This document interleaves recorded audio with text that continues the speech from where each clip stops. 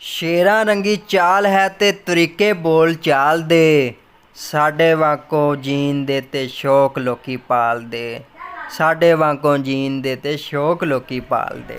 ਕਹਿੰਦੇ ਰਸਤੇ ਮੋੜਾਂ ਦੇ ਕਦੇ ਨਹੀਂ ਬਦਲ ਹੁੰਦੇ, ਕੁਝਿਆਂ ਦੇ ਵਿੱਚ ਸਮੁੰਦਰ ਨਹੀਂ ਪਾਏ ਜਾਂਦੇ। ਸੂਰਜ ਕਦੇ ਨਹੀਂ ਮੁੱਠੀ 'ਚ ਫੜ ਹੁੰਦਾ, ਤਾਰੇ ਕਦੇ ਨਹੀਂ ਅੰਬਰੋਂ ਲਾਏ ਜਾਂਦੇ, ਤਾਰੇ ਕਦੇ ਨਹੀਂ ਅੰਬਰੋਂ ਲਾਏ ਜਾਂਦੇ।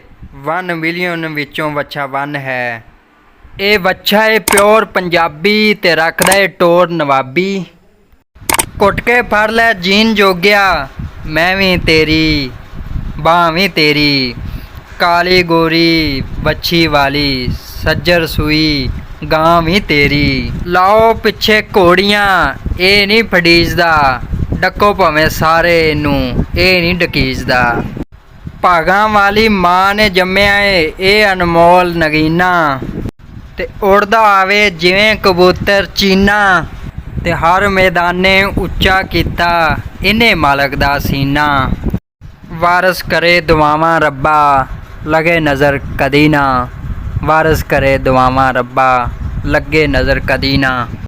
ਜੀ ਨਾਜ਼ਰੀਨ, आज मैं ਤੁਹਾਡੇ ਸਾਹਮਣੇ ਬਹੁਤ ਹੀ ਪਿਆਰਾ ਬੱਚਾ JF-17 ਥੰਡਰ ਲੈ ਕੇ ਆਇਆ ਜਨਾਬ। ਬੜਾ ਪਿਆਰਾ ਬੱਚਾ ਹੈ ਜੀ जनाब। ਤੁਸੀਂ ਵੇਖ ਰਹੇ ਹੋ ਕਿ ਕਿਸ ਤਰ੍ਹਾਂ जनाब ਇਹਦੀ ਖੂਬਸੂਰਤ ਟੋਰ ਔਰ ਪਹਿਲਾਂ ਪਾ ਕੇ ਟੁਰਦਾ ਪਿਆ जनाब। ये देखो बहुत ही खूबसूरत ਬੱਚਾ ਹੈ ਜੀ। ਇਸ ਬੱਚੇ ਨੂੰ जनाब ਜੰਗੀ ਤਿਆਰੇ ਦਾ ਨਾਮ ਦਿੱਤਾ ਗਿਆ ਹੈ। ਬੜਾ ਹੀ ਖੂਬਸੂਰਤ ਬੱਚਾ ਹੈ ਜੀ। इनका जनाब टुरना आस्ता आस्ता फिर तेज़ ये जनाब बहुत ही मैनू प्यारा लगता है, तो मैं उम्मीद करना कि मेरे नाजरीन नू भी इस तरह ये चीज़ प्यारी लगती होएगी। चल भी बच्चा नमूला तू ते तेरा मुल ना कोई, तेरी खुशबू वर्गा मैं ते तक्या फुल ना कोई, तेरी खुशबू वर्गा मैं ते तक्या फुल ना कोई।